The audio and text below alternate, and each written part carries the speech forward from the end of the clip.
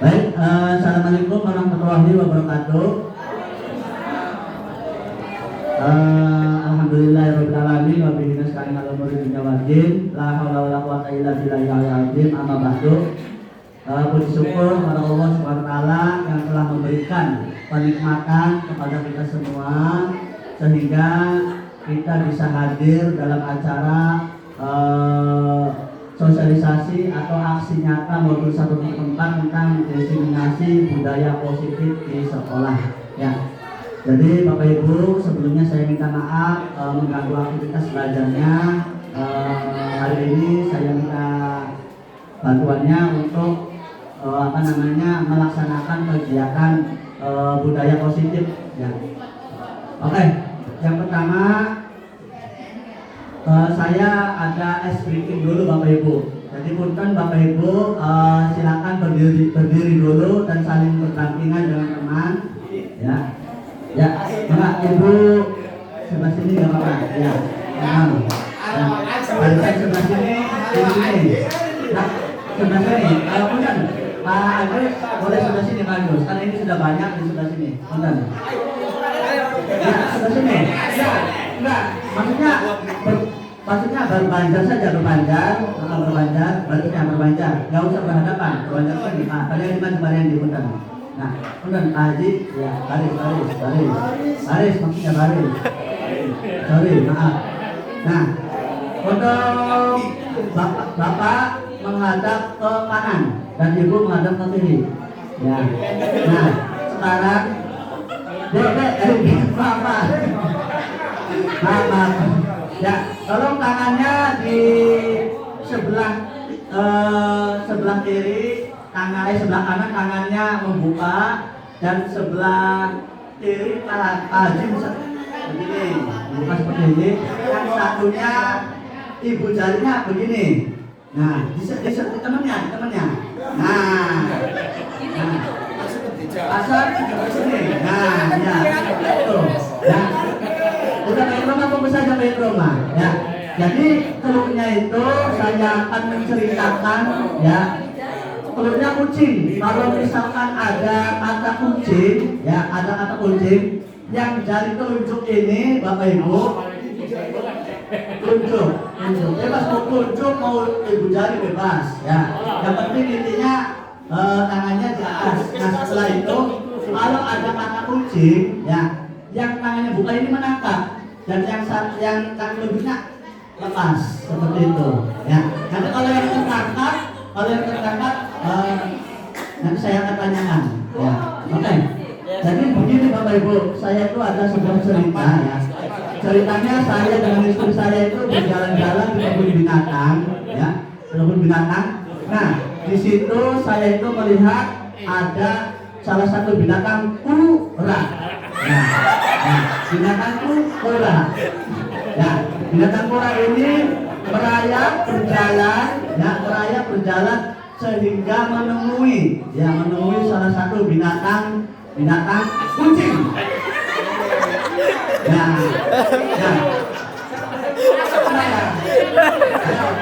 Agus sama Patri, enggak. Saya minta pendapat. Kenapa Pak Agus bisa mengangkat kucing? Fokus.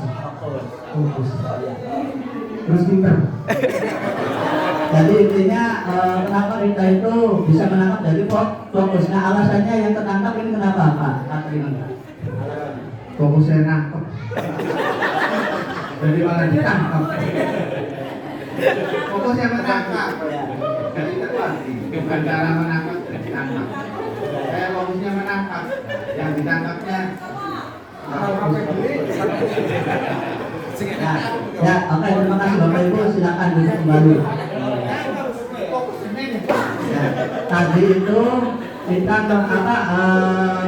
mengasah kecerdasan kita atau konsentrasian kita ya Bapak Ibu mengenai tentang istri tadi. Nah, sekarang satu lagi Bapak Ibu tolong nanti perhatikan perkataan saya nanti untuk mengkonsentrasikan pikiran ya. Yang pertama nanti kalian Bapak Ibu tinggal menyebutkan saja. Kalau misalkan saya menyebutkan ini bilang satu gitu. Kalau ini 2, ya misalkan kayak gitu contohnya ya. Nah sekarang perhatikan Bapak Ibu. Kalau misalkan kata-kata saya itu diperhatikan, yang saya ucapkan nanti diperhatikan. Yang pertama itu misalkan 1, ini 1, ya. Yang ini 2, kalau ini 3, ya. Sekarang kita coba. Ini, yang ini, kalau ini, ya. Coba saya minta Pak Yadi. Ini, yang ini, kalau ini, yang kita. Coba kita pengen nanya sama Pak Rudi. Ya, Pak Rudi. Ini, yang ini, kalau ini, oke. Sekarang mau bertanya sama Ibu Dian. Ya. Ibu Dian, punten. Ini, kalau ini, ya salah. Ya. Ya ternyata kalian nanti berita dari Ibu Dian. Ya. Coba Pak Agus, ini, yang ini, kalau ini, ya cerdas. Nah Bunda, ini, yang ini, kalau ini, salah. Ya. Oke, jadi intinya kita itu ngambilnya dari kata-katanya ya. Jadi kata-kata untuk memberikan konsentrasi kita. Nah, sebelum tahap berikutnya kita harus berkonsentrasi terlebih dahulu ya. Jadi intinya kalau misalkan kata-katanya ini 1 berarti yang ini, ya kan? Walaupun telunjuk tangannya ini menunjukkan jarinya itu 3, walaupun kita jarinya 3, tapi kalau misalkan katanya yang ini berarti tetap 2. Ya kalau misalkan tangannya 1 seperti itu. Ya, oke, itu saja. Lanjut berikutnya ke materi. Jadi tujuan kita itu adalah ada rancangan tindakan untuk aksi nyata. Bapak Ibu, tindakan aksi nyata ini kami CGP dituntut untuk menyelesaikan ya. Minimal itu 1,5 jam ya, maksimal 1,5 jam, minimal 1 jam. Jadi mohon minta waktunya Bapak Ibu. Berikutnya latar belakang di sini saya melatar belakangi yaitu murid tidak suka dengan peraturan.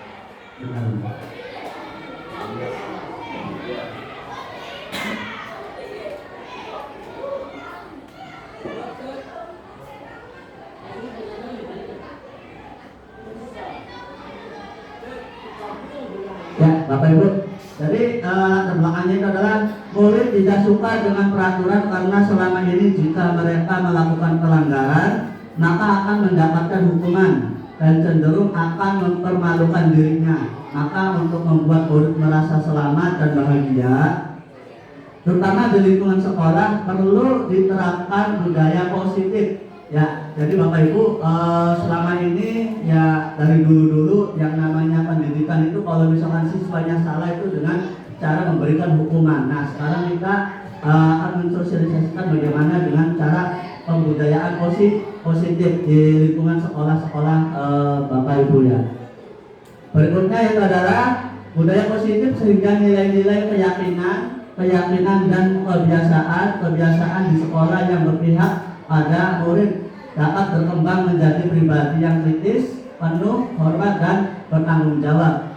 Ya seperti itu. Jadi kita ini akan belajar atau berbagi mengenai budaya positif, yaitu tentang membiasakan murid untuk belajar kritis, mandiri dan bertanggung jawab. Ya seperti itu. Ya tujuan kami ini yaitu adalah menciptakan murid yang merdeka dan disiplin diri yang kuat. Terus yang kedua menumbuhkan budaya positif di lingkungan sekolah dengan meyakini nilai-nilai kebijakan universal ya. Jadi kebijakan universal ini adalah kebijakan secara keseluruhan Bapak Ibu. Seperti itu tujuan saya. Berikutnya, nah tolak ukur yang nanti kita sampaikan yaitu adalah yang pertama terbentuknya atau keyakinan kelas melalui kegiatan kesepakatan kelas dilakukan wali kelas dan murid-murid. Jadi tujuan saya ini atau tujuan kami ini mensosialisasikan mengenai tentang budaya positif yaitu nanti kedepannya Bapak Ibu guru untuk menerapkan tentang budaya positif yaitu tentang keyakinan kelas seperti seperti itu. Ya, jadi saya yakin Bapak Ibu sudah menerapkan tentang keyakinan kelas. Dan yang kedua, murid mampu menerapkan dan menjalankan keyakinan kelas yang telah dibuat. Nah, jadi ketika kita sudah melakukan keyakinan kelas, maka murid-murid tersebut harus bisa melaksanakan atau menjalankan tentang perbuatan yang sudah disepakati di kelas tersebut. Nah, berikutnya yaitu adalah langkah-langkah tindakan yang akan dilakukan nantinya. Ya, yang pertama, meminta waktu kepada kepala sekolah untuk membicarakan hal penting tentang penanaman budaya positif dan keyakinan kelas di sekolah. Yang kedua, mengumpulkan rekan sejawat untuk menyebarkan tentang pemahaman dan penerapan budaya disiplin positif. Ya, jadi saya itu sudah jauh-jauh hari sudah minta izin sama Bapak Kepala Sekolah, kebetulan Bapak Sekolahnya hadir. Beliau mengatakan silahkan demi kebaikan masa depan sekolah dan siswa seperti itu. Jadi saya sudah minta izin sama Pak Haji selaku Kepala Sekolah SMP Negeri Pasmaya untuk menjalankan kegiatan berbagi budaya positif. Nah, seperti itu. Nah, terus yang sekarang ini adalah mengumpulkan rekan sejawat. Jadi saya ini mengumpulkan Bapak Ibu ya berdasarkan dari aturan-aturan yang sudah ditentukan. Makanya saya mengikuti aturannya dan meminta izin kepada teman-teman untuk melaksanakan kegiatan seperti ini, yaitu penyampaian budaya positif. Nah, dukungannya ya, dukungan yang dibutuhkan yang pertama dukungan dari kepala sekolah tadi sudah minta izin rekan sejawat agar tindakan yang telah disusun dapat dilaksanakan secara lancar dan menyeluruh. Dan alhamdulillah sekarang Bapak Ibu sudah berkumpul dan berpartisipasi membantu kami untuk melaksanakan kegiatan penyampaian budaya positif. Berikutnya adalah sarana dan prasarana untuk menumbuhkan budaya positif di sekolah. Ya, sarana dan prasarananya alhamdulillah sudah berkoordinasi dengan kepala sekolah dan bisa dijalankan dengan sebaik mungkin.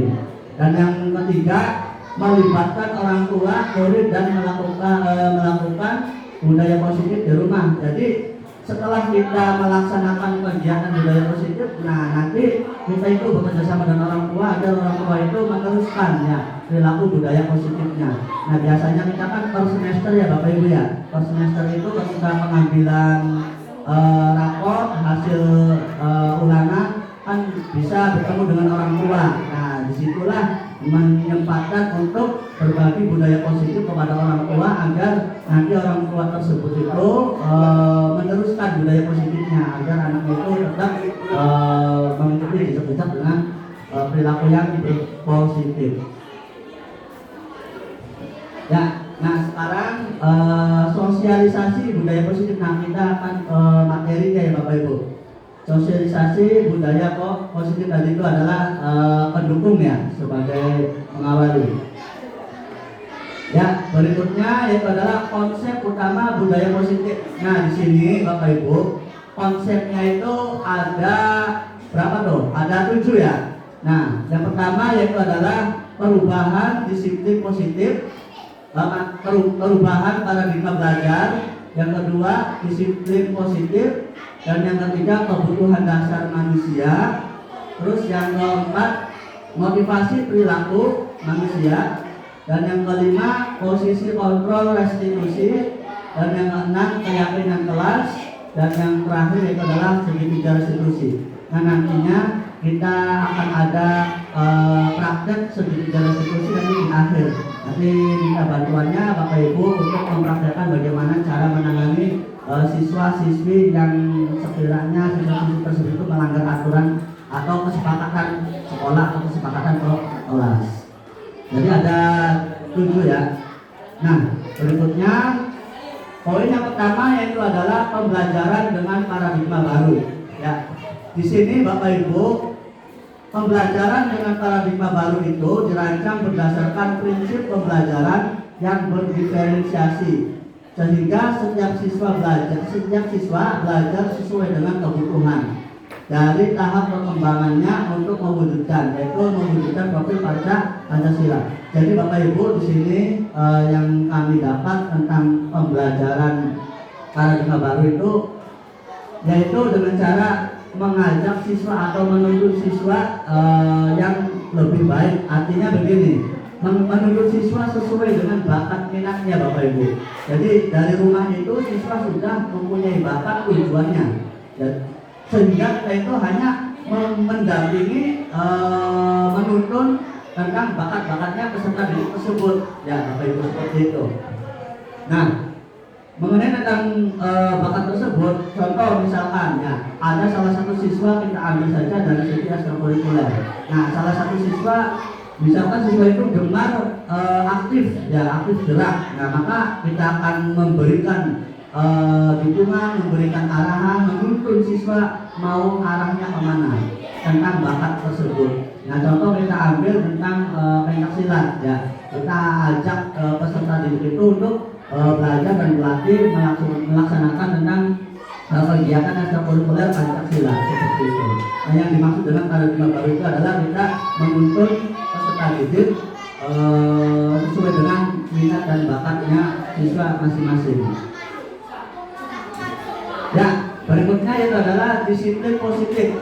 Nah, disiplin positif ini Bapak Ibu, yang pertama dalam budaya kita makna kata disiplin menjadi sesuatu yang dilakukan seseorang pada orang lain untuk mendapatkan kepatuhan. Kita cenderung menghubungkan kata disiplin dengan ketertarikan. Ya, itu yang pertama. Jadi disiplin menjadi sesuai yang dilakukan seseorang itu adalah biasanya itu terpacu pada hukuman. Ya, seperti itu. Berikutnya yaitu yang kedua, sebagai pendidik tujuan kita adalah menciptakan anak-anak yang memiliki disiplin diri sehingga mereka bisa berperilaku dengan mengacu pada nilai-nilai kebajikan atau sosial dan memiliki motivasi intrinsik. Nah, jadi tentang pendidikan tujuan kita adalah menciptakan anak yang memiliki disiplin, yaitu tidak hanya satu anak saja, tapi keseluruhan, ya secara keseluruhan pendisiplinannya dari segi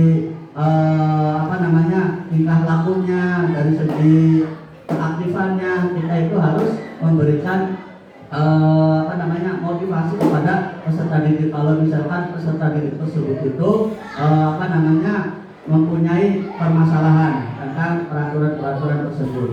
Dan yang ketiga, disiplin positif merupakan salah satu cara penerapan disiplin yang bertujuan untuk menumbuhkan kesadaran serta membudayakan anak untuk melakukan sesuatu tanpa adanya ancaman maupun hukuman. Jadi Bapak Ibu, anak itu tidak boleh diberi hukuman atau ancaman, apalagi sampai dengan ucapan-ucapan yang tidak mendidik, ya misalnya contoh kata-kata binatang dan lain sebagainya. Jadi intinya tidak boleh memberikan hukuman kepada siswa. Nah, nanti kita akan bagaimana cara memberikan solusi agar siswa itu merasa salah dengan tingkah lakunya dan bisa diselesaikan dengan sendirinya, seperti itu Bapak Ibu. Sampai di sini ada yang mau ditanyakan barangkali atau mau berpendapat tentang disiplin positif? Barangkali ada yang mau menanggapi?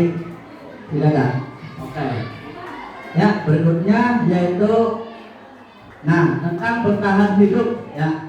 Jadi begini Bapak Ibu, maksudnya kebutuhan dasar manusia. Jadi manusia itu mempunyai 5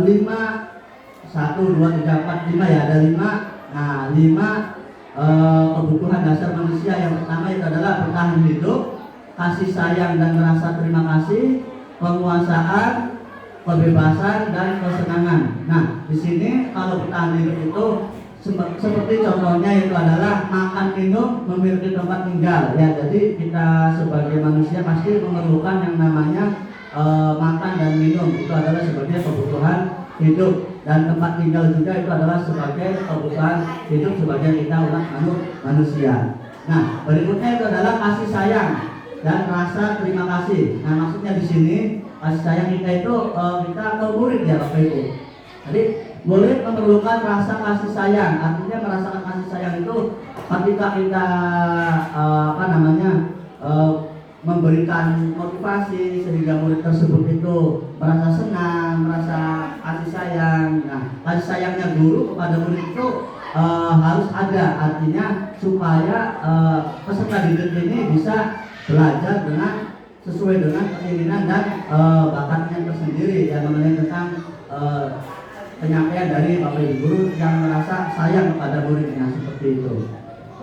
Penguasaan. Nah, di sini penguasaan itu adalah memimpin, harga diri, memiliki potensi yang ingin diakui. Maksudnya di sini memimpin itu ketika kita melaksanakan kegiatan apapun, nah kita itu bisa memimpin dan mengondisikan di ruang kelas tersebut. Nah, harga diri itu ketika pas ada ejekan atau dan lain sebagainya, harga diri disitulah yang akan dipertaruhkan atau artinya harga diri itu mengenai tentang penyampaian kepada teman-temannya, harga dirinya harus ditumbuhkan. Jadi percaya dirinya kita itu ada seperti itu. Dan yang berikutnya itu memiliki potensi. Jadi setiap orang itu pasti mempunyai kelebihan, mempunyai kelebihan dan kekurangan. Tapi di sini adalah potensi siswa tersebut itu apa. Nah, kita sebagai Bapak Ibu guru untuk menggalinya tentang potensi-potensi tersebut. Nah, rasa ini diakui, jadi siswa ini biasanya caper. Caper itu dalam arti saya ini pengen menjawab pertanyaan dari Bapak Ibu guru. Nah, itu ada hanya tujuan dengan caper. Nah, disitulah kita harus bagaimana supaya siswa itu benar-benar memberikan jawaban atau pertanyaan yang sesuai dengan kemauannya, bukan karena dasar iming-iming dan lain sebagainya. Berikutnya yaitu kebebasan. Kebebasan ini adalah kebebasan mandiri, mampu menentukan pilihan, suka dengan hal baru. Nah, mandiri ini kita ambil dari segi pembelajaran. Pembelajaran itu kita harus belajar dengan mandiri, tanggung jawab dan seterusnya. Mampu menentukan pilihan. Jadi setiap langkah kita mau melakukan apapun, kita harus bisa memilih mana yang sekiranya pemilihan kita itu baik untuk dilaksanakan atau tidak. Nah, kita harus bisa berpandai-pandai memilih. Dan suka dengan hal yang baru. Artinya suka hal yang baru itu adalah memberikan atau menciptakan hal-hal yang baru. Menciptakan hal-hal yang baru seperti contohnya tentang kreativitas siswa yang tadinya kita belum bisa mengenai tentang gambar, kita mencoba menggambar dan sebagainya. Seperti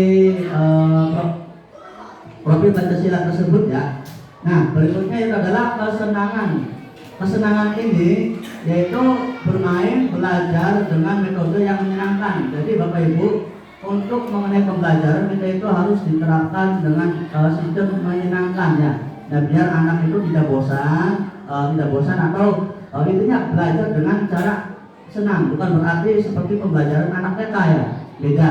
Nah, di sini bagaimana caranya kita itu melaksanakan kegiatan pembelajaran siswa itu agar menyenangkan seperti itu Bapak Ibu. Mungkin sampai di situ ada yang mau ditanyakan atau menanggapi Bapak Ibu? Tidak ada. Jadi seperti itu ya Bapak Ibu untuk mengenai tentang kebutuhan dasar manusia.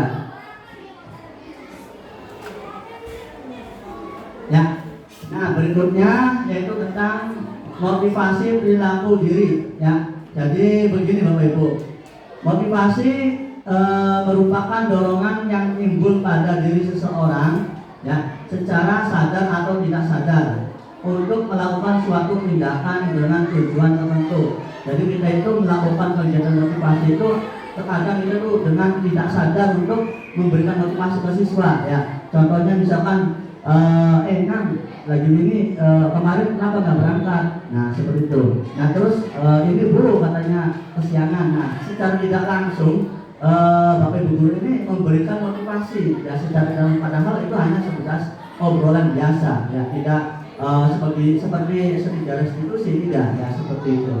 Nah, berikutnya itu adalah menghindari ketidaknyamanan dan hukuman. Nah, di sini Bapak Ibu kita itu dituntut untuk menghindari yang namanya adanya hukuman kepada peserta didik atau siswa. Jadi intinya murid melakukan disiplin diri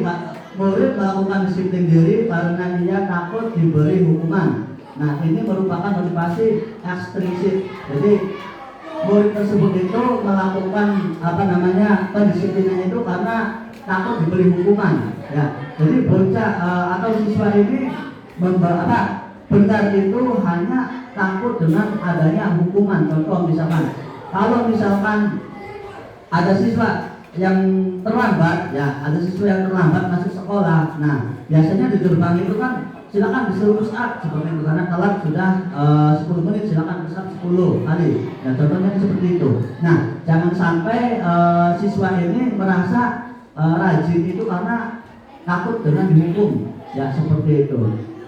Nah, berikutnya yaitu adalah mendapatkan imbalan atau penghargaan dari orang lain. Ya, contohnya murid melakukan disiplin diri karena ia ingin mendapatkan imbalan. Nah, ini merupakan motivasi ekstrinsik juga. Ya, jadi misalkan begini, siswa itu melakukan pembelajaran, misalkan belajar ulangan atau misalkan ulangan PAI. Nah, ulangannya ini barang siapa yang jawabannya 100, maka nanti di situ akan nilai 100. Atau misalkan siapa yang bisa menjawab pertanyaan secara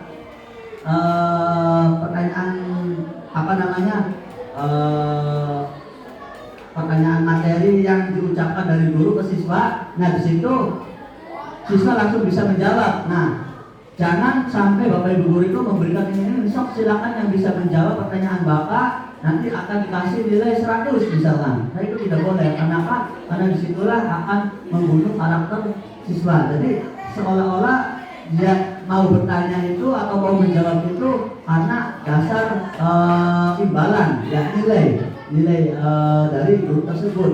Kalau misalkan kita tidak memberikan jawaban, maka tidak mendapat nilai juga, ya kan seperti itu. Nah, yang dimaksud saya itu seperti itu.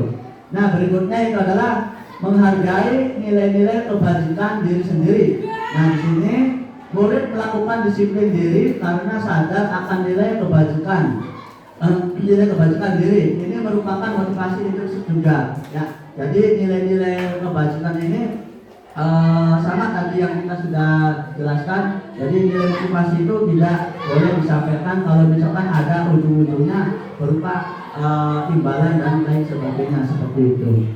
Nah, untuk mengenalkan motivasi diri, barangkali Bapak Ibu mau ada yang mau menanyakan, ya enggak pertanyaan enggak? Ayo.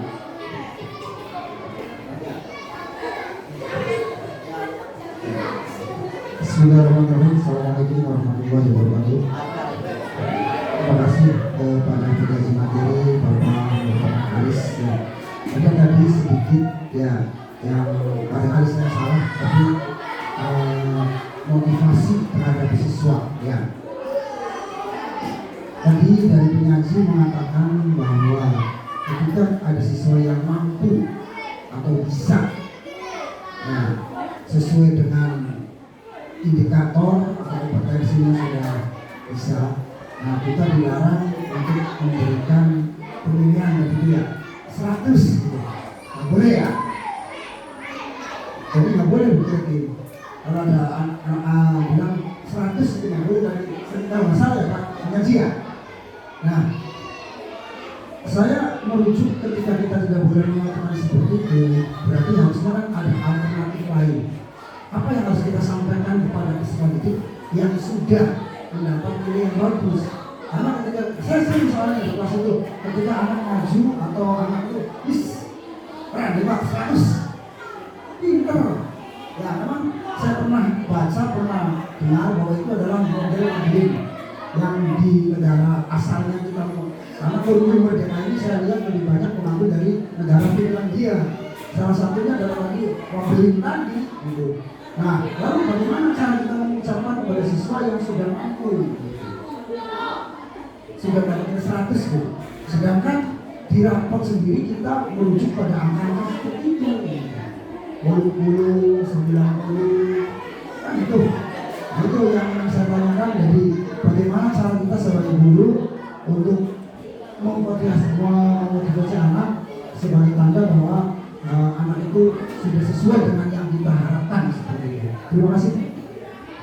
Terima kasih Pak Haji atas pertanyaannya dan pendapatnya. Barangkali Bapak Ibu guru ada yang mau menyampaikan atau menjawab pertanyaan dari Pak Haji?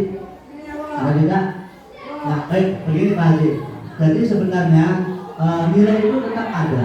Ya, nilai itu tetap ada. Bahwa siswa itu melakukan pembelajaran sehingga hasilnya itu maksimal. Misalkan contoh Pak Haji, kalau nilainya benar itu dengan cara kasih nilai 100 misalkan seperti itu. Nah, maksudnya di situ caranya Pak Haji, cara penyampaiannya. Ketika kita menyampaikan ke siswa, jangan sok silakan yang bisa dapat 100, jangan. Nah, silakan kalian kerjakan. Ketika kalian nilai maksimal itu berarti milik kalian. Seperti itu. Jadi intinya tidak dari cara penyampaiannya. Jangan silakan yang bisa mengerjakan nanti akan mendapatkan nilai sekian. Nah, seperti itu. Bukan berarti tidak diperbolehkan untuk menilai 100, bukan. Maksudnya cara penyampaian kita guru kepada siswa itu bagaimana. Nah, di sini kan jelas. Artinya jelas itu tidak boleh memotivasi siswa karena nilai, tapi kira-kira karena kesadaran diri bahwa saya sudah mampu melaksanakan apa yang sudah disampaikan oleh Bapak Ibu guru. Nah, masalah nilai yang urusan Bapak Ibu guru kan seperti itu. Nah, jadi intinya bukan tidak boleh mengenai tentang nilai 100, bukan. Jadi intinya ya itu cara penyampaiannya untuk siswa itu tidak terpacu saya ini bisa menjawab agar bisa mendapatkan nilai 100 yang tidak diperbolehkan itu seperti itu. Jadi biar siswa itu merasa keinginan sendiri bahwa kita itu bisa menyelesaikan apa yang disampaikan oleh Bapak mengerjakan apa yang disampaikan oleh Bapak Ibu guru. Nah, untuk masalah penilaian kembali ke Bapak Ibu guru masing-masing seperti itu. Barangkali ada yang mau berpendapat lagi? Ya, enggak. Pendapat. Ya, Assalamualaikum warahmatullahi wabarakatuh. Ya, terima kasih untuk ini berbagi pengalaman saja. Karena saya pelajaran matematika, karena anak itu kalau misalkan dicoba untuk maju ke depan untuk merasa berani. Jadi anak tuh kalau misalkan dituntut rata-rata kan nggak mau, mereka takut karena salah. Nah, kalian itu belajar berani. Kalau misalkan bisa menyelesaikan A nilai 100, kalau misalkan salah itu tidak apa-apa. Dapat nilai minimal ada minus tambah KKM. Itu yang saya coba. Nah, setelah saya coba, anak semangat. Sama Bu, sudah katanya. Terus Bu, jangan istirahat. Nah, itu harapan saya di. Terima kasih Bu. Assalamualaikum warahmatullahi wabarakatuh. Ya, baik, terima kasih Ibu Fatima, pertanyaannya sangat bagus sekali. Ya, sebenarnya pertanyaan tersebut itu sama dengan apa yang pertanyaan sama Pak Haji ya. Jadi intinya begini Bu, memang dengan cara iming-iming ya segala sesuatu saya pasti mau. Contoh misalkan kalian itu punten saya minjem laptop nanti saya kasih nasi misalkan. Nah, itu tidak boleh Bu seperti itu. Jadi caranya itu tidak langsung spontanitas memberikan angka nilainya. Ya, silakan yang bisa melaksanakan tugasnya kita kasih nilai 100. Emang semua orang, nah kalau yang tidak bisa bagaimana itu?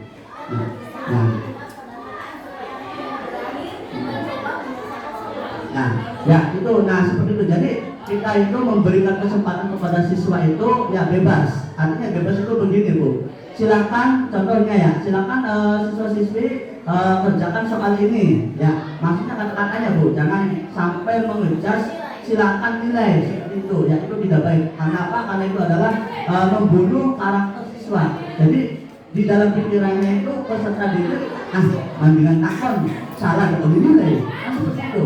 Ya seperti itu. Jadi tidak diperbolehkan Ibu seperti itu. Ya, cara penyampaiannya kurang tepat. Ya, mungkin ada lagi yang mau berpendapat, silakan.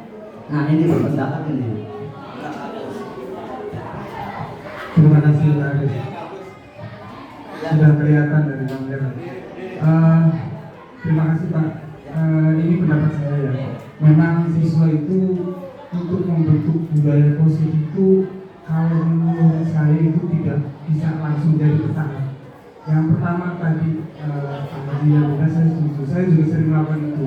Setiap kali ada anak yang menjawab atau bertanya itu saya kasih apresiasi.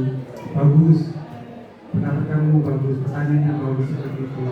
Itu kalau saya itu masih dalam tahapan pemicu, memberi apa ya, stimulus. Nah setelah stimulus seperti itu, nanti anak setelah mendapat stimulus diharapkan nanti menjadi kebiasaan.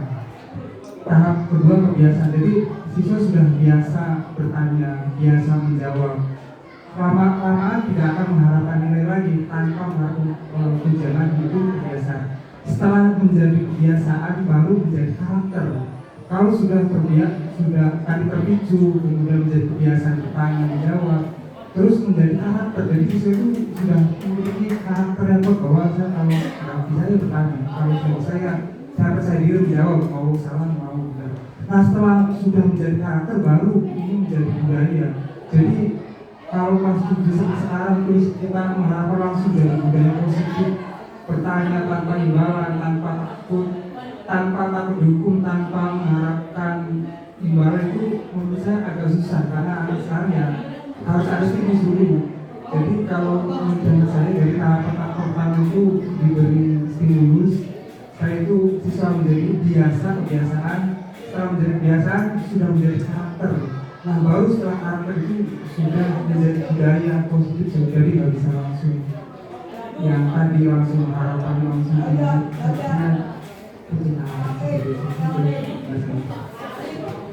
Baik, terima kasih Pak Agus masukannya ya. Kasih ongkos buat Pak Agus. Ya, jadi sebenarnya begini ya. Betul apa yang disampaikan Pak Agus. Nah, maksudnya yang saya pahami ini cara penyampaiannya, ya. Cara penyampaian ketika kita memberikan sesuatu. Nah, kalau misalkan tadi kan, ya terima kasih sudah mengerjakan sangat bagus sekali. Nah itu baru diperbolehkan. Nah yang dipermasalahkan itu ketika silakan siswa kerjakan ini nanti akan mendapatkan nilai. Nah itu yang belum ya kurang diperbolehkan seperti itu. Ya terima kasih Pak Agus atas masukannya dan Pak Haji, Bu Fatimah atas pertanyaannya. Mudah-mudahan ini sebagai bahan referensi bagi saya. Berikutnya yaitu Bapak Ibu mengenai tentang konsep disiplin dengan identitas gagal. Ya, kita berbicara yaitu identitas gagal terlebih dahulu. Nah, konsep disiplin dengan identitas gagal itu adalah yang pertama memaksa, ya, menyakiti, murid menjadi takut, tidak nyaman, murid menyembunyikan kesalahan, murid menjadi tidak percaya diri. Nah, di sini memaksa itu tadi, ya Pak, ya, tadi itu mengenai tentang masalah nilai ya. Nah, siswa ini kan dipaksakan untuk bisa, ya kan, dipaksakan untuk bisa. Silakan yang bisa melakukan ini akan mendapatkan nilai 100. Nah, ini yang belum diperbolehkan dalam pendidikan karakter tersebut. Nah, jadi memaksa itu jangan sampai anak tersebut itu hanya keinginan itu terpaksa atau ada unsur eksternal dari luar, ya, paksaan seperti itu.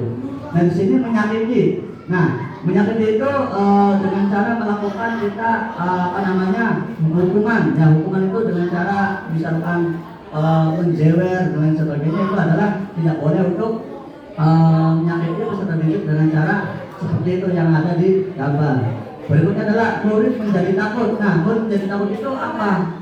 Ya, misalkan contoh kita itu memberikan omongan yang kurang berkenan, artinya ancaman. Ya, awas ya tadi. Kalau misalkan besok tidak masuk, nanti saya keluarkan.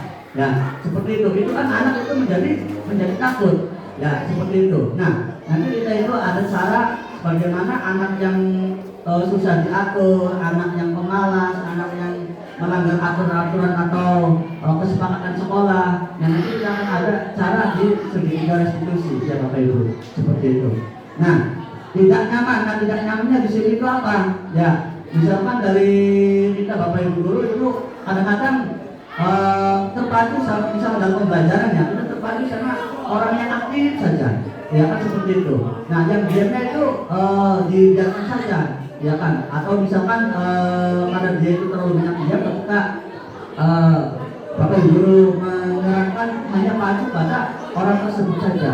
Misalnya contoh, kita di sini perempuan, di sini laki-laki, kita macunya itu kepada perempuan saja yang cantik.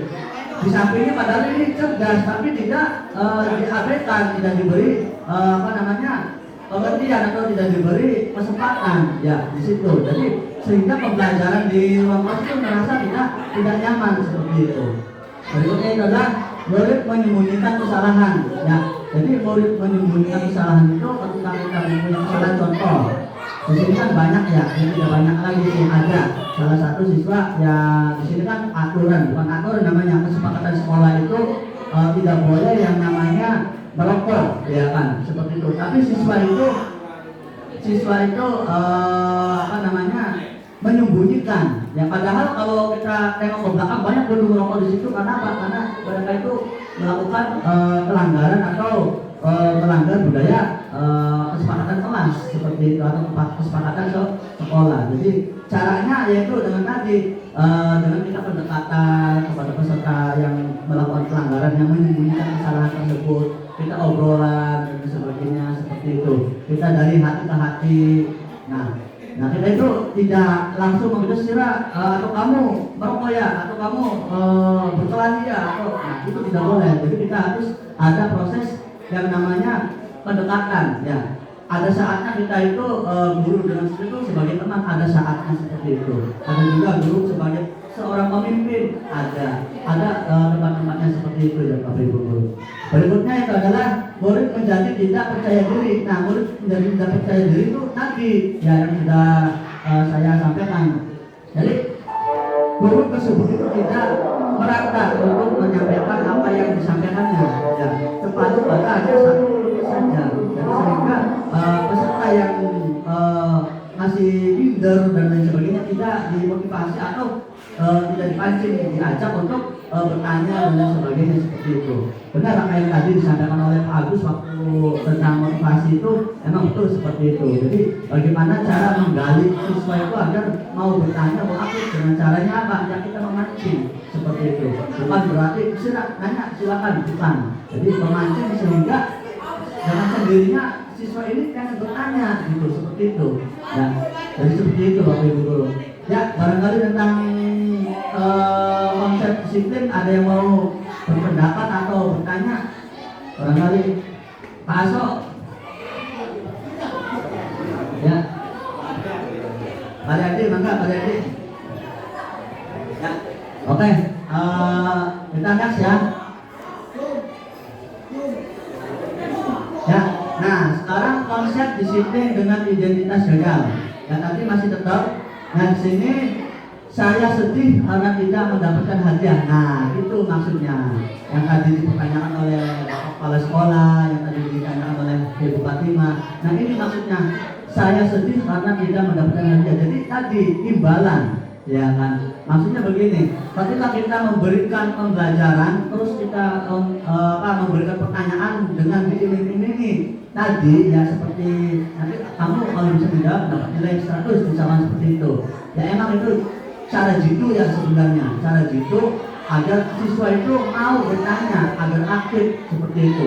Nah tapi tentang konsep disiplin dengan identitas gagal ini, ya itu belum diperbolehkan, artinya seperti itu.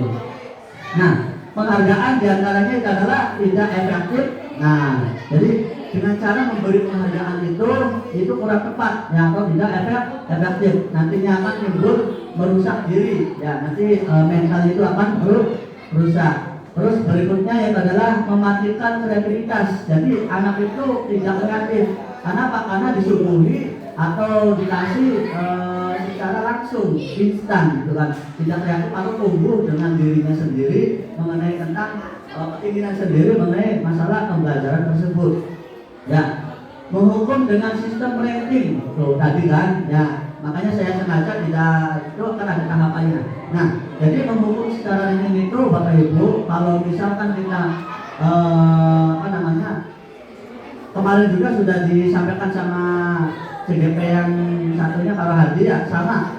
Sebenarnya sistem rating juga itu tidak boleh. Ya, tapi karena kita sudah membudaya dan sudah nasional, ya dengan cara seperti itulah kami menyampaikan dengan cara seperti ini, ya, dan seperti itu.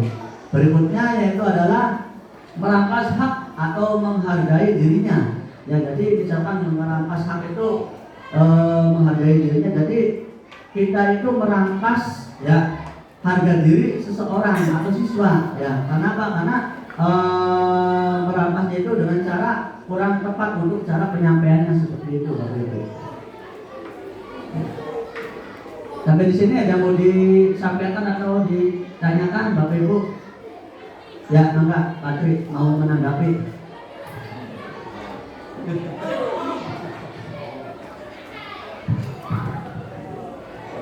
Ini bukan pertanyaan, tapi istilahnya kalau saya amati dari awal, apakah memang pendidikan kita saat ini adalah bukan untuk kompetisi, tapi mungkin mengarah pada ketercapaian kompetensi. Berarti memang ya tidak ranking, tidak ada reward apapun. Itu memang kemungkinan kalau menurut hemat saya berarti memang tidak mengarah ke bahwa di kelas itu memang tidak ada kompetisi, bahwa sekolah pun tidak ada kompetisi. Tapi nyatanya kalau pun nanti mendaftar ke sekolah yang jenjangnya lebih tinggi, dituntut ada kompetisi. Itu yang dilematis. Ini sekadar bukan pertanyaan, mungkin ya hanya tema saya tentang apa yang sudah disampaikan Pak Aris. Jadi tidak ada kompetisi di dalam sekolah kita sendiri, tetapi ketika keluar kita dituntut berkompetisi dengan sekolah yang lain. Ya, itu saja. Barangkali nanti ada yang lain untuk menanggapi. Ya, terima kasih Pak Tri. Maka Pak Aso menanggapi.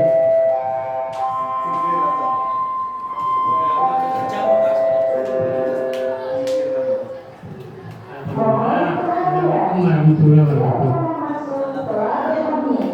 Kepada seluruh siswa untuk segera masuk kelasnya masing-masing. Bapak dan Ibu guru akan segera masuk kelas. Selamat belajar, semoga mendapat ilmu yang bermanfaat.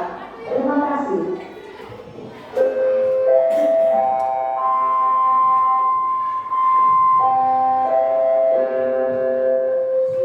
Ya, saya mulai dengan penghargaan dan motivasi itu baik. Yang pertama, anak itu termotivasi itu dari penghargaan keluarganya dulu. Nah, kenapa anak itu kreatif, aktif? Karena dimulai dari keluarganya memacu dulu, Pak. Memacu motivasi mereka di rumah. Ya, terus anak itu belajar, baru mereka kreatif, aktif dalam bertanya karena sudah ada isinya itu. Kalau sekolah di sini kayaknya belum ada isinya, jadi sudah ada, mereka sudah tahu, jadi mereka bertanya itu lebih dari apa yang diketahui mereka itu. Pertanyaan lebih, karena sudah belajar dulu, sudah termotivasi oleh keluarganya dulu. Nah, di sini penghargaan itu anak sebetulnya tuntutannya dari orang tuanya. Kalau umpama ingin mendapatkan ranking, orang tuanya ingin mengetahui anaknya seberapa jauh anak itu mampu, karena akan menurunkan apa yang dicita-citakannya itu tahu. Ya. Kalau tidak ada motivasi, tidak ada kreatif dari orang tua, dari keluarga, dari lingkungan juga sekolah kita, ya tidak ada akan terpacu di situ.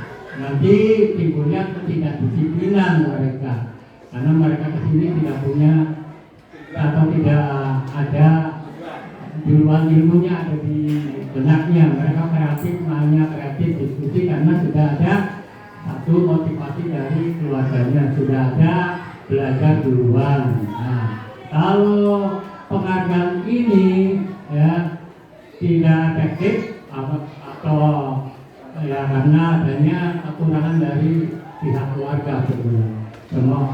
dari keluarga dulu, baru masuk ke sekolah itu akan jadilah ya kreativitas, penghargaan. Jadi motivasi dari luar juga harus.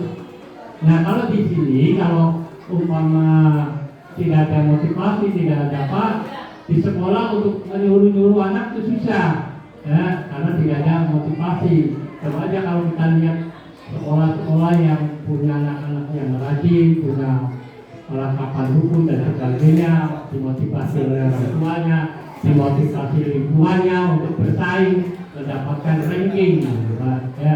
Kalau dilakukan itunya ya sudah, berarti orang tua tidak tahu anak seberapa jauh kita punya anak untuk mencapai cita-citanya.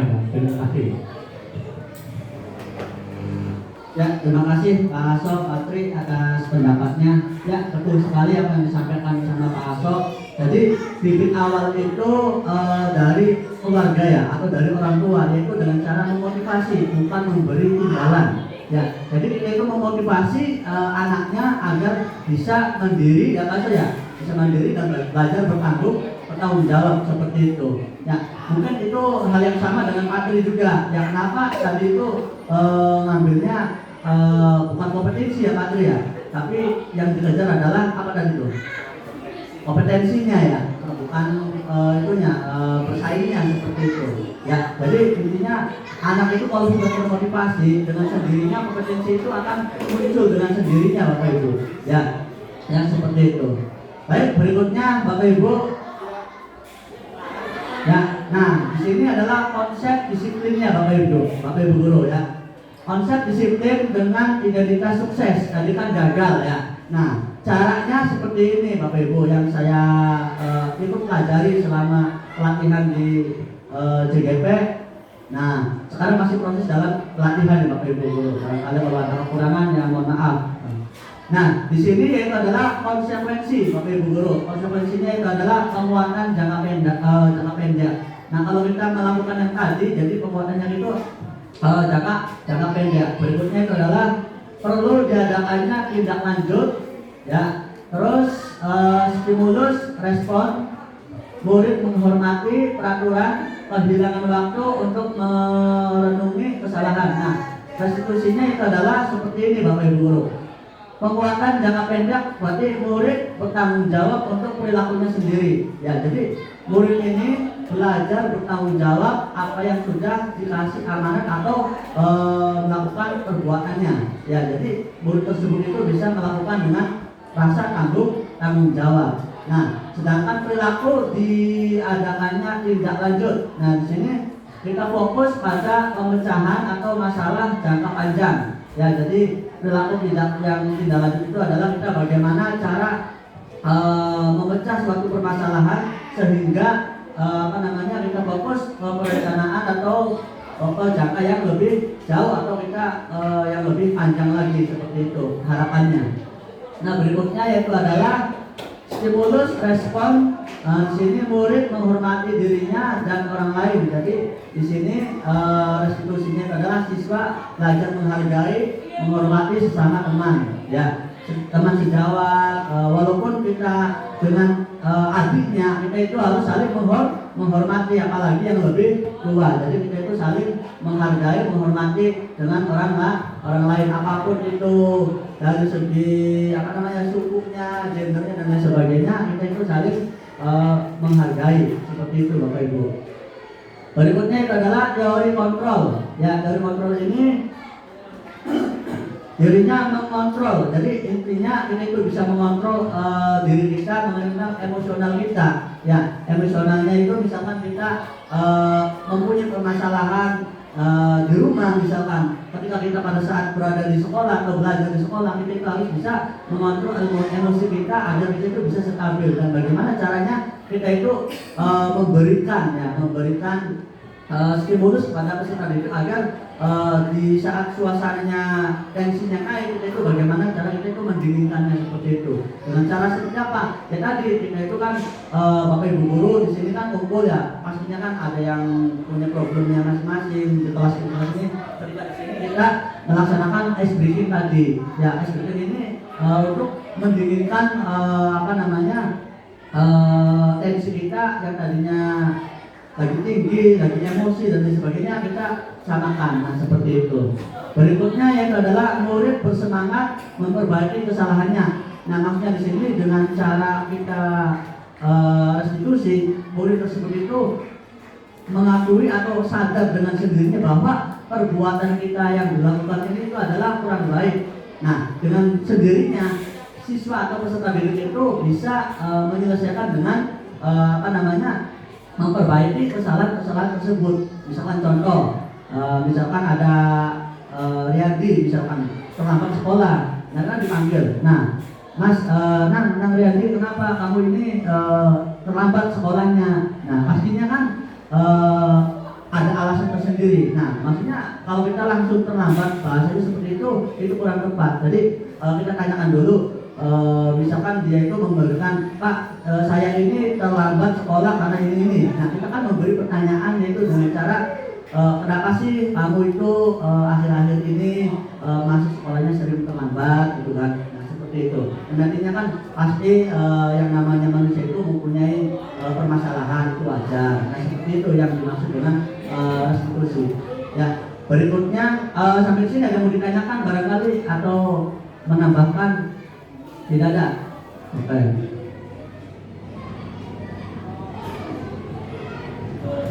Ya, sekarang berikutnya itu adalah konsep disiplin pendekatan restitusi. Ya, kita akan ke restitusi ya. Restitusi ini adalah proses penciptaan kondisi bagi murid untuk memperbaiki kesalahan mereka sehingga mereka bisa kembali pada kelompok mereka dengan karakter yang lebih kuat. Nah, ini dikutip dari dosen 2024 ya, yang tadi sudah disampaikan sama Pak Agus. Tadi sebelum saya menyampaikan, Pak Agus sudah menyampaikan pendapatnya. Nah, ciri-cirinya di sini yaitu adalah ciri-ciri restitusi. Yang pertama, bukan untuk menebus kesalahan, akan tetapi namun untuk belajar dari kesalahan. Ya, yang dimaksud dengan dosen tersebut. Berikutnya yaitu memperbaiki hubungan. Yang ketiga, tawaran atau bukan paksaan. Jadi kita itu memberikan penawaran, ya penawaran bukan paksaan. Nah, maaf, kita kembali ke masalah nilai. Kalau tadi kan pemaksaan, ya siapa yang bisa mengerjakan nanti akan mendapat nilai 100. Nah, itu kan maksudnya paksaan, maaf. Nah, makanya kita memberikan penawaran, ya silakan peserta didik kerjakan, soalnya nanti kalau misalkan nilainya baik, nanti juga akan baik juga hasilnya. Seperti itu ya cara penyampaiannya. Sebenarnya nilai apa itu tidak salah, tapi cara penyampaian kepada pesertanya ini kurang tepat, seperti itu. Nah, berikutnya itu adalah menuntun untuk melihat ke dalam diri. Ya, maksudnya di sini untuk menuntun melihat ke dalam diri itu kita mengajak peserta didik menggali ya kepribadian peserta didik dari awalnya itu. Dari rumah itu kan pasti peserta didik ini mempunyai bakat dan minatnya masing-masing. Nah, kita sebagai bapak ibu guru yaitu dengan cara apa? Dengan cara mengajak, menuntun ya sesuai dengan keinginan dan karakter peserta didik tadi yang sudah saya jelaskan mengenai pencaksilat. Misalkan contoh, anak ini aktif, ya kan, aktif berlari-lari, nah seperti itu. Nah, ternyata setelah kita bertanding, setelah kita berkomunikasi dengan peserta, ya ternyata anak ini aktif dengan lari, gitu kan. Maksudnya kenapa? Nah, kita gali di situ. Nah, kalau kita misalkan kita arahkan, kita tuntun, berarti peserta ini atau siswa ini senang dengan atletik, yaitu lari sprint. Misalnya kita bisa mengarahkan seperti itu. Ya. Berikutnya yaitu adalah mencari kebutuhan dasar yang mendasari tindakan. Ya, mencari kebutuhan dasar tadi, dasarnya itu dari mana? Pastinya kan kita dari rumah. Ya, setiap siswa itu dari rumah mempunyai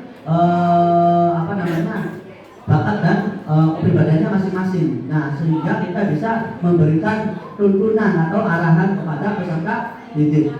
Dan yang terakhir yaitu adalah yang berikutnya adalah fokus pada karakter bukan tindakan. Ya, jadi tadi sebenarnya sudah disampaikan juga sama Pak Agus. Jadi kita itu fokusnya ke karakter. Ketika kita sudah karakternya terbentuk, maka otomatis budaya positif pun itu akan mengikuti, akan berjalan. Nah, kunci awalnya itu adalah kita membina karakter, yaitu dengan cara menuntun sesuai dengan keinginan siswa atau minat bakat siswa yang dibawa dari rumah. Dan yang terakhir adalah menguatkan dan fokus pada solusi. Ya, jadi penguatan fokus pada solusi ketika setiap ada permasalahan, setiap ada apapun kita melakukan kegiatan, kita itu harus bisa memberikan solusi terlebih dahulu. Artinya ketika kita melakukan ini A, B, C, nah kita itu harus bisa memberikan solusi ketika nanti ada permasalahan-permasalahan di lapangan atau di lingkungan sekolah, seperti itu. Baik, sampai di sini barangkali ada yang mau menambahkan enggak?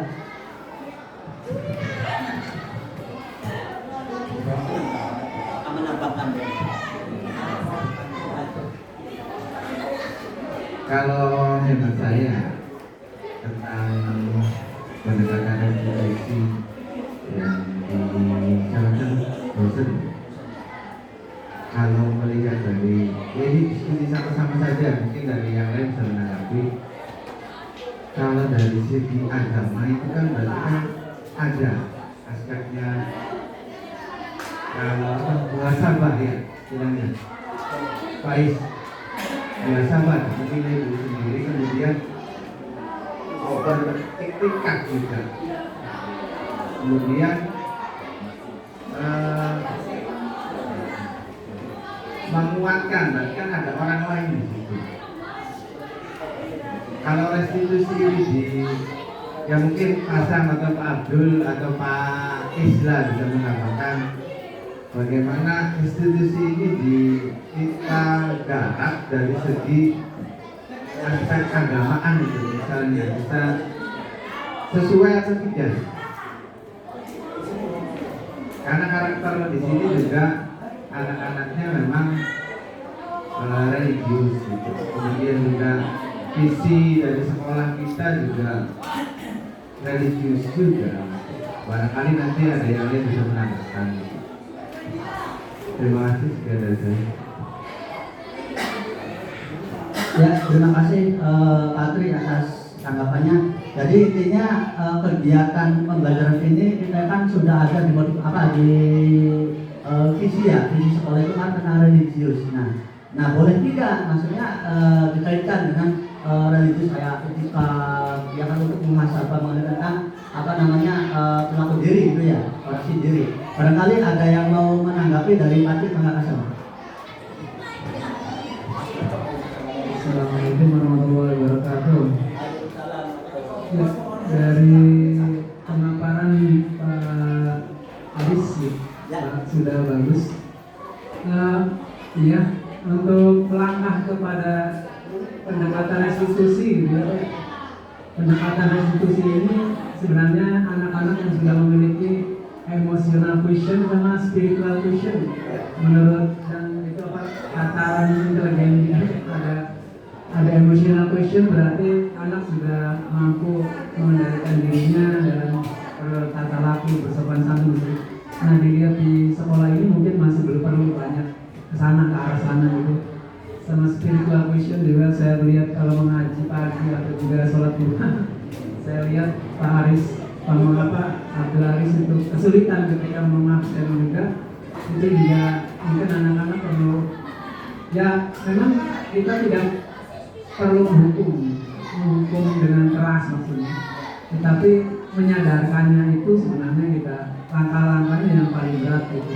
Apalagi kalau latar belakang dari rumah gitu. Latar belakang dari rumahnya sudah, ya saya tanya-tanya juga anak ada yang orang tuanya di luar gitu ya, itu sama siapa, sama neneknya gitu. Jadi pengawasan orang tua tidak ada gitu. Ini juga menjadi pemicu untuk anak ketika di sekolah, ya mungkin dia mencari kebebasan. Berapa harinya dikasih uang sakunya 10.000, berarti dia nyarinya uang saku, bukan karena tujuan belajar ke sekolah. Nanti belajarnya nggak tahu, katakanlah nggak sampai ke sekolah gitu, nggak sampai ke kelas gitu, di luar. Kadang-kadang ada yang di kelas beberapa jam, nanti pas pulang nggak ada gitu. Nah itu juga mungkin ya perlu penguatan di sana gitu. Jadi ya ini memang tugas guru memang berat juga gitu, karena harus memahami setiap siswa. Jadi menurut teori diferensiasi kan begitu. Kalau anaknya audisi audio gimana, kalau visual gimana, kalau kinestetik gimana. Sebenarnya itu juga secara lambat gitu. Nggak bisa sekonyong-konyong kita langsung anak audio harus ini, anak visual harus ini. Karena memang karakternya itu anak itu bukan karena karakter apa namanya sudah terbentuk bagus gitu. Jadi latar belakangnya kalau dari rumah gitu kan ada yang itu ya, ada karakternya lemah gitu. Memang kalau ada karakternya bagus menurut saya penerapan bagaimana juga enak. Menurut ini kan pendekatannya bagus, pendekatannya karena menunjukkannya spiritual question sama emotional question. Jadi dalam diri bukan karena eksplisit tapi intrinsik, yang dimunculkannya adalah dorongan intrinsik. Tapi itu langkah-langkah kesananya itu memang ya berat gitu. Menurut saya berat. Saya lakukan sendiri juga kadang-kadang yang tadi anak harus memberikan stimulusnya dulu gitu, karena baru ada responnya gitu, tidak ada memberikan tawaran, jadinya bukan tawaran gitu, memberikan respon gitu. Ya itu mangga itu menjadi PR juga buat kita gitu, buat saya sendiri dan teman-teman gitu, ke depan gitu ya, supaya anak-anak menjadi berkarakter, beriman dan bertakwa dan sebagainya. Lebih meningkat. Terima kasih itu saja, mungkin tambahan. Ya, terima kasih Pak Samsudin sudah memberikan tanggapannya Pak Tri yang mengenai tentang karakter siswa ya. Jadi di dalam pembelajaran diferensiasi itu kan ada 3 ya pasannya. Yang pertama adalah visual, terus apa lagi pasan? Audio dan kinestik. Nah, jadi ketiga-tiganya ini untuk diterapkan di sekolah kami masih belum ya pasannya, masih perlu bertahap, artinya bukan belum, masih perlu bertahap seperti itu. Karena untuk menentukan siapa yang suka visual, siapa yang suka audio, dan siapa yang senang kinestik atau yang aktif kan masih tahap kita melaksanakan seperti itu. Ya, terima kasih atas masukannya Bapak Ibu. Barangkali ada yang mau menambahkan, barangkali Pak Haji menanggapan. Bismillahirrahmanirrahim. Untuk yang kedua kalinya, saya tertarik dengan pendekatan restitusi. Ya, akhirnya suatu kondisi di mana murid ya untuk memperbaiki kesalahan mereka. Nah, yang saya amati dari program restitusi itu, kenapa larinya kok ke gaya belajar? Ya, ke gaya belajar. Ini saya kurang ngerti satu. Ya. Padahal kalau kita kembali ke restitusi adalah sebuah pendekatan yang tujuannya adalah untuk memperbaiki kesalahan dari peserta didik atau murid. Itu jadi itu. Nah, yang ingin saya tanyakan dari program restitusi ini, apakah yang dipakai pendekatan eksternal atau pendekatan internal? Ya, karena saya masih nambang ya. Karena restitusi ini kalau dalam bahasa ilmiahnya dari Kamus Besar Bahasa Indonesia itu namanya ganti rugi. Restitusi itu aslinya ganti rugi. Ya, cuma diadopsi oleh pendidikan, akhirnya ya proses menciptakan suatu kondisi gitu bagi murid untuk memperbaiki kesalahan mereka. Nah, dari kata-kata itu saya tertarik ini. Ya, dari kata-kata yang diungkapkan oleh Rosen, apakah itu secara internal atau secara eksternal? Seperti itu. Jadi tadi yang pertama pertanyaannya restitusi berkaitan dengan gaya belajar. Nah, itu maksudnya bagaimana? Kemudian yang kedua adalah dari pengertian dosen ini saya simpulkan apakah memperbaiki siswa itu dari internal atau eksternal. Itu saja. Terima kasih. Ya, baik, terima kasih Pak Haji atas pertanyaannya. Nah, barangkali Bapak Ibu Guru ada yang mau menanggapi tentang tadi Pak Haji mengenai tentang gaya belajar. Nah, terus yang kedua yaitu adalah bagaimana cara restitusi secara internal atau eksternal. Enggak, Patrik?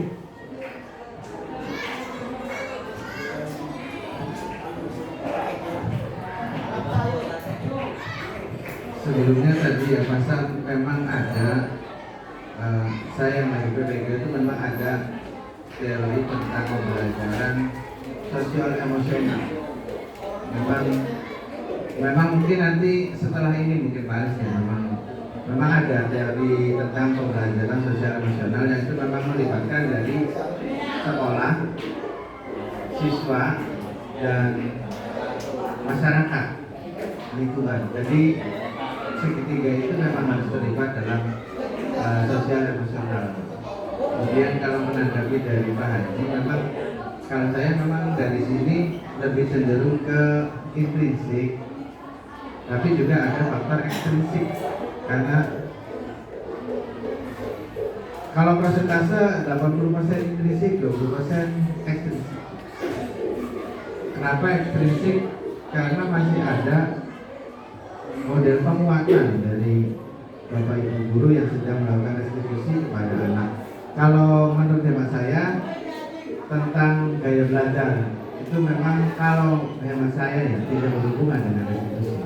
Kalau restitusi tentang permasalahan yang ada pada anak. Kalau gaya belajar itu fitrahnya mereka masing-masing. Kalau kesalahan mungkin bisa di pendekatan secara restitusi. Tadi kalau menurut dosen dan hemat saya 80% itu intrinsik, 20% ekstrinsik. Nah, yang saya kemukakan tadi, bagaimana kalau kita kemas ini secara keagamaan.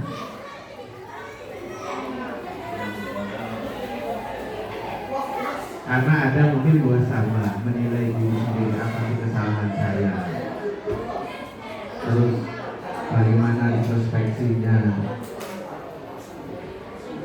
Itu bisa tidak kita lakukan di sini.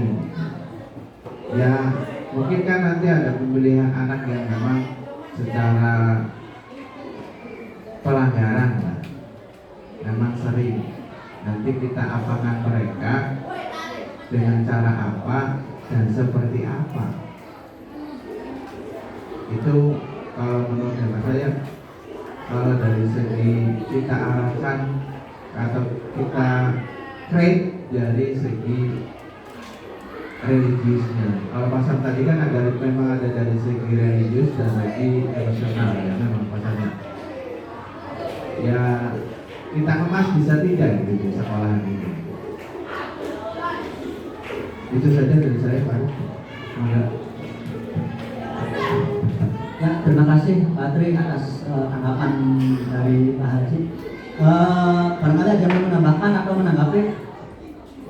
Ya, jadi intinya begini Pak Ibu. Tadi Pak Haji menanyakan tentang restitusi internal atau eksternal. Jadi itu ambilnya satu. Ya, jadi menang-menang. Artinya menang-menang itu ketika restitusi itu di setiap perlakuan itu pasti ada permasalahan. Ya. Itu permasalahan intinya. Nah, bagaimana caranya itu agar internal karena eksternal juga menang. Jadi intinya internal menang, eksternal menang. Intinya begini. Ketika penyelesaian permasalahan, misalkan ada suatu permasalahan, contoh, misalkan siswa ini punya masalah. Ya, siswa ini punya masalah, yaitu masalah tentang keterlambatan sekolah, kita ambil saja. Nah, siswa ini kan otomatis dipanggil sama Bapak Ibu guru. Nah, dipanggil, menanyakan. Ya, nanti juga akan dipraktekkan sama Pak Yadi dengan Pak Agus ya. Nanti akan dipraktekkan. Nanti masalah tentang segitiga restitusi, yaitu internal dan eksternalnya. Jadi intinya biar ketika kita selesai menyelesaikan permasalahan, siswa itu tidak ada rasa dendam, tidak ada rasa tertekan dan sebagainya. Jadi kita yang sebagai guru yang merasa aman, nyaman, tenang dan tidak punya masalah lagi dengan peserta didik, dan juga peserta didik juga sama.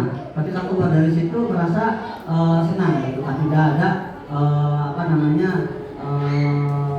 sakit dendam tersebut seperti itu. Jadi akan mengoreksi dengan kesalahan-kesalahan yang berikut. Ya. Baik, terima kasih Bapak Ibu sudah memberikan tanggapan dan masukannya dan pertanyaannya. Mudah-mudahan ini sebagai bahan referensi bagi saya untuk kedepannya. Terima kasih. Baik, berikutnya yaitu adalah perbedaannya. Tadi kan perbedaan antara hukum, konsekuensi dan restitusi. Ya. Jadi di sini perbedaannya, contoh kasus siswa yang suka terlambat. Ya. Perbedaannya yang pertama yaitu adalah hukuman. Nah, di sini hukuman itu guru menghukum murid yang datangnya kesiangan. Ya. Terus konsekuensinya itu adalah guru memberikan konsekuensi pada murid yang terlambat untuk menuliskan kalimat yang konsekuensi. Ya, seperti itu. Nah, guru menanyakan keyakinan kelas atau dirinya untuk menyelesaikan masalah. Tapi itu adalah restitusi maksudnya. Ya, seperti itu. Nah, berikutnya itu adalah contoh berikutnya, guru marah dan murid menjadi takut. Nah, itu adalah sebagai hukuman. Seperti itu. Nah, guru tegas dan murid menghormati peraturan. Nah, itu masuknya ke ranah konsekuensi. Dan berikutnya itu adalah guru terbuka dan murid merasa dihargai. Nah, itu adalah masuk restitusi. Seperti jadi tadi yang sudah saya sampaikan mengenai tentang permasalahan siswa, sehingga siswa itu merasa menang dan guru juga merasa menang. Yaitu yang dimaksud dengan restitusi yang sesuai pemahaman kami. Ya, baik. Berikutnya yaitu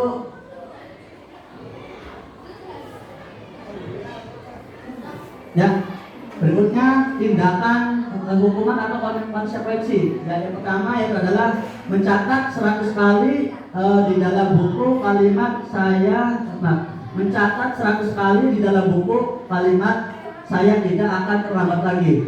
Nah, menurut Bapak Ibu ini ranahnya ke hukuman konsekuensi apa bagaimana? Hukuman. Oke.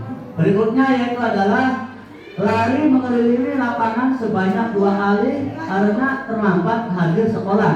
Nah, menurut Bapak Ibu ini ranahnya hukuman apa konsekuensi atau restitusi? Hukuman. Oke. Yang ketiga, murid diminta untuk push up 10 kali karena tidak memakai sabuk ke sekolah. Ranahnya apa? Hukuman. Oke, hukuman. Berarti yang keempat, membersihkan tumpahan air di meja tulis karena tersenggol pada saat belajar. Konsekuensi ya, konsekuensi. Oke. Yang terakhir yaitu murid disuruh untuk melepaskan sepatu seharian di sekolah karena tidak menggunakan sepatu warna hitam. Apa? Hukuman. Oke, sekarang kita cek. Ya. Nah, jawabannya yaitu adalah yang pertama, mencatat 100 kali di dalam buku kalimat saya tidak akan terlambat lagi, itu maksudnya hukuman ya Bapak Ibu. Nah, berikutnya yang kedua, lari mengelilingi lapangan sebanyak 2 kali, itu juga maksudnya hukuman. Ya, dan yang ketiga, murid diminta untuk push up, jelas ini ya sudah kepisut ya, jadi itu hukuman juga. Nah, yang keempat, membersihkan tumpahan air di meja, itu maksudnya ke konsekuensi. Ya. Nah, dan yang terakhir, menggantikan kertas tugas teman yang telah dicoret-coret, berarti itu maksudnya konsekuensi. Ya. Terima kasih. Berikutnya yaitu 5 posisi kontrol restitusi. Yang pertama, penghukuman, ya. Terus membuat rasa bersalah, teman, pemantau, dan manajemen. Ya, nanti penjelasannya berikutnya. Ya, nah contoh 5 penerapan posisi kontrol. Ya, murid tidak memakai atribut sekolah pada saat upacara, ini kasusnya. Nah, yang pertama itu adalah hukuman. Nah, patuhi aturan sekolah lalu berdiri di depan barisan. Nah, itu adalah sebagai hukuman kepada siswa karena siswa ini tidak memakai atribut pada saat upacara. Ya, seperti itu. Nah, berikutnya itu adalah berapa kali Bapak harus memberitahu kamu Bapak kecewa sama kamu. Nah, itu adalah maksudnya sebagai ranah apa? Buat rasa masalah, yaitu berarti restitusi sebagai teman ya. Nah, berikutnya ayolah yang teman itu yang sebelahnya maaf. Ayolah yang rapi dan tertib buat Bapak Ibu guru, Bapak guru bangga kali ini. Tidak apa-apa kamu salah. Nah, itu maksudnya ke ranah ke teman. Nah, yang berikutnya itu adalah kamu sudah melanggar apa peraturan dan konsekuensinya, itu adalah sebagai pemantau ya, pemantau. Dan yang terakhir ini yang diharapkan oleh kita semua itu adalah apa kamu tahu kesalahanmu kira-kira bagaimana kamu memperbaiki kesalahan ini? Itu adalah sebagai seorang manajer. Jadi kita yang sebagai guru itu diharapkan sebagai seorang manajer seperti itu. Ya. Nah, sekarang keyakinan kelas ya atau kesepakatan kelas, kita ambil kesepakatan kelas 9 ya. Yang keyakinan kelas atau kesepakatan kelas merupakan aturan atau norma yang dibuat oleh guru dan murid bersama-sama untuk menciptakan lingkungan belajar yang kondusif dan aman nyaman sesuai dengan keinginan peserta didik ya. Nah seperti itu. Jadi kita itu membuat keyakinan kelas itu sesuai dengan kesepakatan ya. Kesepakatan sesuai dengan keinginan siswa peserta, tapi sebelumnya kita diarahkan terlebih dahulu ya. Contohnya itu adalah tidak boleh bullying ya, tidak boleh bullying atau membuli teman ya. Terus jaga kebersihan. Nah terus berikutnya masuk sekolah tepat waktu. Berikutnya tidak boleh makan di dalam kelas.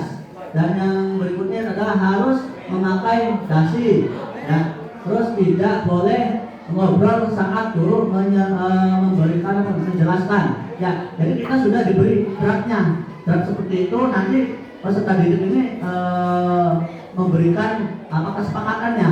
Nah nanti kalau misalkan kita itu tidak boleh bully kepada teman ya, nah kita itu bagaimana konsekuensinya seperti itu. Baik, berikutnya Bapak Ibu, keyakinan kelas. Nah mengapa keyakinan kelas mengapa tidak peraturan kelas saja? Nah jawabannya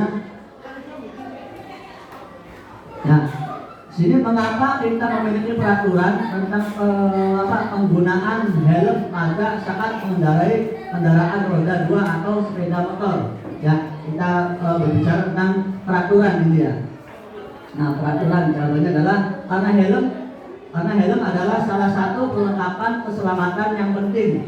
Helm dirancang untuk melindungi kepala pengendara dari cedera serius dalam kecelakaan atau benturan. Oleh karena itu, peraturan ini bertujuan untuk meningkatkan keselamatan pengendara dan mengurangi angka kecelakaan serta dampak yang fatal. Jadi aturan yang tadi disebutkan adalah sebagai aturan untuk keselamatan diri ya, seperti itu. Pertanyaan yang kedua yang tadi, mengapa kita memiliki peraturan atau penggunaan masker dan mencuci tangan setiap saat? Nah, contohnya mengurangi penyebaran penyakit. Karena apa? Masker membantu menahan dan pernapasan yang mengandung virus atau bakteri dan mencegah penyebaran penyakit dari orang lain. Nah, bisa juga sebagai proteksi diri, kebersihan tangan. Terus berikutnya adalah kepatuhan protokol kesehatan. Dan yang terakhir adalah perlindungan terhadap masyarakat. Ya. Berikutnya itu adalah kegiatan membuat keyakinan kelas. Yang pertama berdiskusi dulu tentang peraturan yang ada di sekolah. Terus berikutnya merumuskan peraturan sekolah menjadi keyakinan. Dan yang ketiga menempelkan keyakinan kelas. Jadi kita itu merumuskan dulu atau memberikan dulu tentang tata tertib yang ada di sekolah. Nah sehingga kita disepakati di kelas seperti itu Bapak Ibu guru. Ya. Keyakinan kelas ini meliputi yaitu disiplin dan tepat waktu, terus menghargai guru, teman dan orang lain, saling membantu dan bekerja sama, belajar dengan semangat dan percaya diri, saling menjaga kebersihan dan keindahan, dilarang membawa handphone, selalu menerapkan budaya 5S, dan yang terakhir itu adalah memakai seragam yang sudah disepakati. Ya. Nah sekarang bagaimana membuat keyakinan kelas Bapak Ibu? Saya yakin Bapak Ibu ini sudah paham tentang sudah ada yang sudah melaksanakan tentang keyakinan kelas ya. Baik lanjut. Nah sekarang yaitu adalah pengertian dari segitiga restitusi ya. Tadi yang sudah disampaikan. Nah sekarang proses penciptaan kondisi bagi peserta didik untuk memperbaiki kesalahan mereka, sehingga mereka bisa kembali pada kelompok mereka dengan karakter yang lebih kuat. Tadi yang sudah disampaikan ya mengenai tentang dosen. Nah Ketiga restitusi ini yaitu ada 3. Yang pertama adalah menstabilkan identitas. Ya, yang kedua validasi tindakan yang salah. Dan yang ketiga menanyakan kesalahan. Nah, menstabilkan identitas yaitu kita semua akan melakukan hal terbaik yang bisa kita lakukan terhadap murid. Ya, validasinya yaitu semua perilaku memiliki alasan. Ya pasti. Jadi siswa ini bisa terjadi salah itu pasti ada alasannya. Nah seperti itu. Dan yang terakhir menanyakan kesalahan. Nah di sini kita semua memiliki motivasi internal. Jadi internalnya itu kita memberikan motivasi ke siswa agar siswa itu tidak bisa tidak akan mengulangi perbuatan yang sudah dilakukan. Seperti itu. Jadi intinya tadi menang-menang ya seperti itu. Nah, dalam penerapan program disiplin positif, hendaknya guru memiliki standar kepribadian, profesional, dan sosial yang baik, di mana guru mampu berefleksi pada posisi kontrol saat ini. Bagaimana perjalanan dirinya sebagai seorang atau posisi manajer yang menuntun murid menjadi insan yang mandiri, merdeka, dan bertanggung jawab. Ya, berikutnya. Ya, ini contoh, cuman tidak ada ininya ya betul. Ya ini adalah contoh segitiga restitusi ya permasalahannya. Maaf karena tidak ada ininya, jadi tidak itu. Ya, ya, ya saya langka. Ya, baik kita lihat saja. Nah ini tanggapan dari siswanya ya. Jadi ketika kita sudah melakukan segitiga restitusi, kita itu minta tanggapan dari siswanya itu bagaimana setelah ini ya. Nah seperti itu. Nah ini perilakunya yaitu saudara Yusuf ya. Yusuf ini terlambat sekolah ya, terlambat sekolah dan nanti guru itu mendapat laporan dari guru PK bahwasanya Yusuf tersebut itu terlambat sekolah. Nah kalau yang tadi si Saskia itu pelanggarannya adalah pelanggaran keyakinan kelas ya, keyakinan kelas. Contohnya si Saskia ini sudah mengerjakan PR dari rumah capek-capek, tiba-tiba di sekolahnya itu dicontek tanpa seizin si Saskia. Nah si Saskia ini marah. Nah marah itu mengobrak meja. Nah itu kan maksudnya kok kesepakatan sosial, kesepakatan kelasnya tentang tidak menghargai teman dan artinya membedas teman sebagai mengambil soal tersebut atau jawaban PR tersebut. Nah itu seperti itu. Ya terima kasih, mungkin itu saja yang dapat saya sampaikan. Nanti Bapak minta Pak Riyadi dengan Pak Agus untuk mempraktekkan mengenai tentang segitiga restitusi. Nanti setelah ini skenario-nya itu dari saya. Nanti Bapak Ibu mohon tanggapannya mengenai tentang apa yang saya sudah buat skenario-nya. Maka Pak Riyadi dan Pak Agus silakan maju ke depan.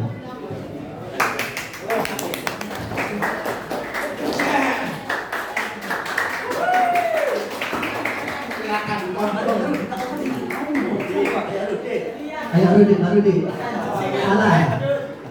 Rudi, aman.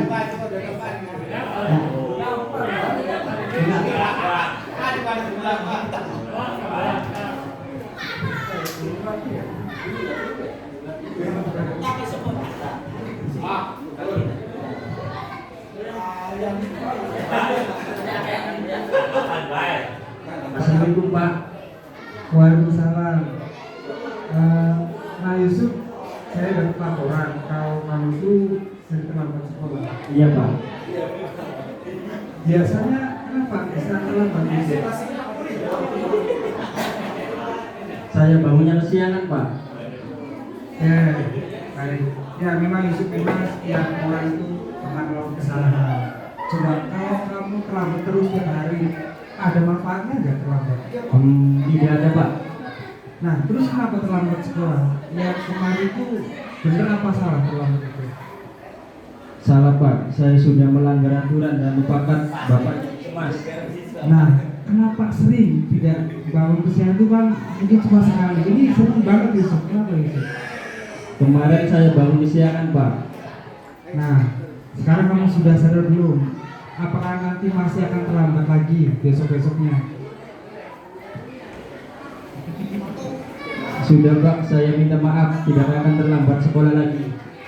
Oke, sudah, nanti untuk depannya nanti apa yang kamu lakukan untuk memperbaiki kesalahan ini? Saya akan tidur lebih awal lagi dan berangkat sekolah lebih pagi lagi agar tidak telat lagi Pak. Oke, semoga nanti kamu dapat pelajaran bermakna dari kesalahan yang sudah kamu lakukan. Iya Pak, terima kasih. Waalaikumsalam Pak.